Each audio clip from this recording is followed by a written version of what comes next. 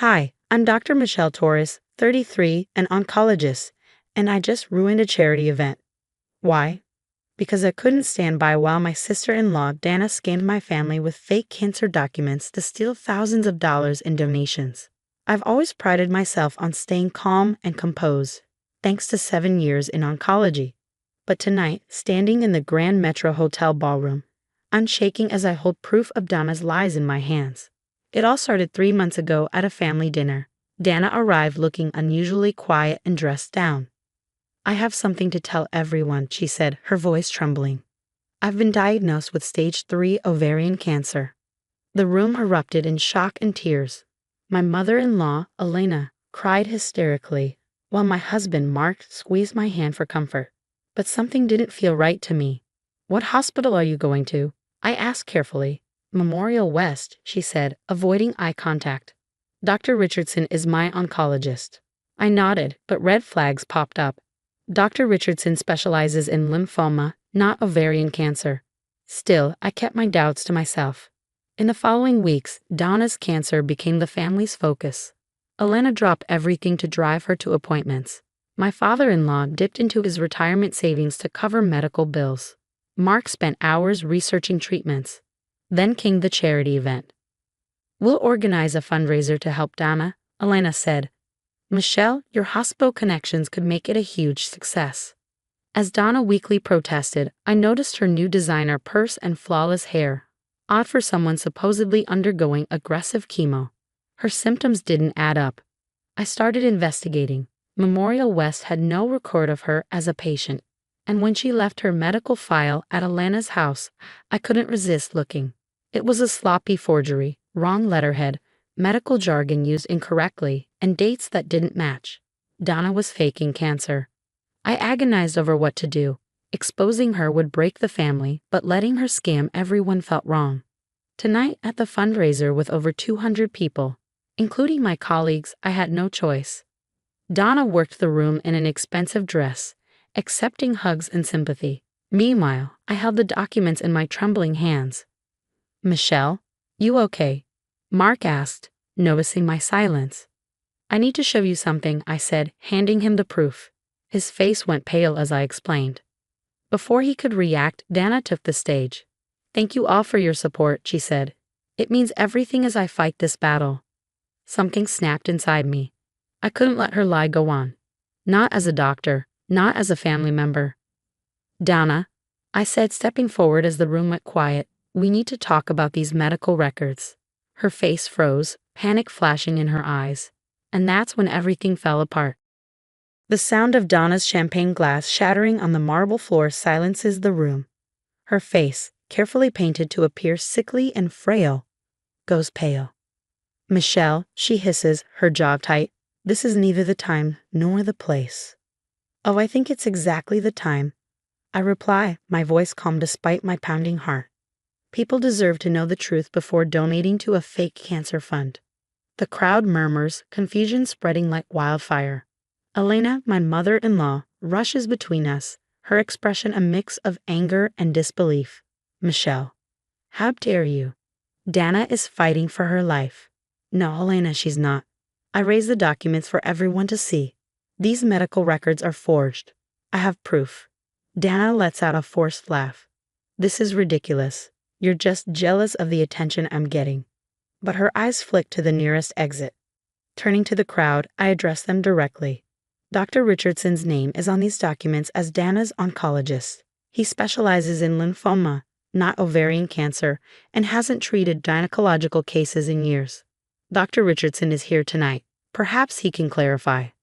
Heads swivel toward Dr. Richardson, who slowly stands, his face a mask of confusion. "I've never treated anyone named Dana Torres," he says, his voice cutting through the tension. Gasps ripple through the ballroom. Dana's face twists in fury as her web of lies unravels. "You bitch," she screams, lunging at me. Her hand connects with my cheek in a slap that burns and sends me stumbling back. "You've ruined everything." Mark, my husband, grabs her arms to stop her. "Donna, stop." He turns to me, his voice shaking. "Michelle, is this true?" I pull out more documents from my folder, my hands steady despite the chaos. The lab results don't match the treatment timeline. The hospital letterhead is outdated. Memorial West hasn't treated Dana. She's never been a patient there. Elena's face crumples in confusion. No, I drove her to chemotherapy myself. I saw her go in. Did you ever go inside with her, Elena? Did you meet her doctors? Elena's eyes widen as realization hits. She turns to Dana, her voice trembling. Dana, tell me this isn't true. Dana's mask shatters. You don't understand. She cries, tears streaming down her face. I've been a failure my whole life. Perfect Michelle, the doctor. Well, I can't even keep a retail job. Everyone always looks down on me. So you lied about cancer? Mark's voice is hollow disbelief etched in his face. You let mom and dad spend their retirement savings. You took money from strangers, from people who trusted you. I was going to pay it back, Dana sobs. Once I raised enough money. From people who thought you were dying? I interrupt, my composure slipping. You know how many real cancer patients struggle to afford treatment? How many families give up everything for a chance to survive? And you took advantage of that? Of them. The hotel manager approaches, phone in hand. The police are on their way, he says grimly. This is fraud. Dana collapses to the floor, her cries turning desperate. Daddy, please, she begs my father-in-law, who stands frozen, his face pale and lifeless. Don't let them take me away. But it's too late, the damage is done. When the police arrive, they handcuff Dana as the guests look on. Some whispering, others recording on their phones.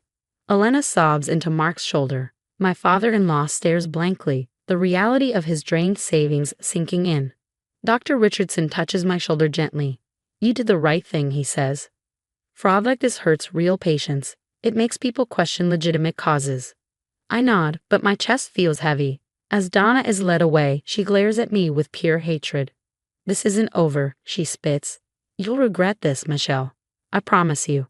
I look around at my shattered family and whisper to myself, I already do. Because sometimes doing the right thing doesn't feel like a victory, it just feels like loss. I stare at my phone screen, 15 missed calls from Elena, a dozen texts from family, and one threatening email from Dana's lawyer. It's been 2 weeks since the fundraiser, and the fallout feels endless. The local news ran the story. Doctor exposes sister-in-law's cancer scam at charity event. A video of Dana slapping me has gone viral on social media. My hospital even called me in for a meeting. Luckily, they supported my actions.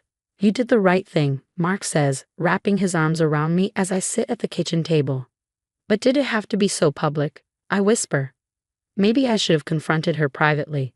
She would have just found another way to con people, he says, shaking his head. You know that.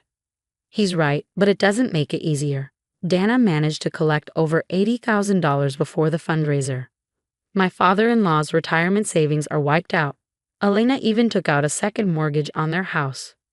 My phone buzzes. A text from Elena. Please come over. We need to talk. Mark squeezes my shoulder. You should go. She's been trying to reach you for days. An hour later, I'm sitting in Elena's living room. It's the same place where Dana announced her fake diagnosis. Family photos line the walls, including ones of Dana's cancer journey that Elena proudly posted on social media. I owe you an apology, Elena says quietly, her hands shaking as she holds her coffee cup. I should have listened to you earlier. I should have asked more questions. Elena, you beleagued your daughter. Any mother would.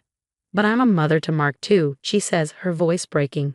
And I've treated you, his wife, terribly these past 2 weeks. I blamed you for exposing the truth instead of blaming Dana for lying. Tears fill my eyes. I never wanted to hurt the family. You protected us, she says firmly. If that fundraiser had gone through, if more people had donated, things would be so much worse. Dana is now facing multiple fraud charges. The detective uncovered evidence of 2 other scams she pulled in different cities. She's done this before. Have you heard from her? I ask. Elena nods sadly. She's claiming mental illness. Her lawyer says she'll likely serve time, but it could be in a minimum security facility. And the money?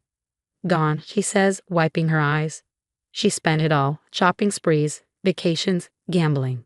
We'll be paying off debts for years, but at least we know the truth now. My phone buzzes again. It's a text from Dr. Richardson. The hospital board approved your proposal.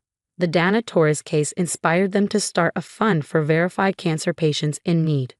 I show the message to Elena. For the first time in weeks, she smiles. You turned something terrible into something good, she says, reaching for my hand. That's what family does.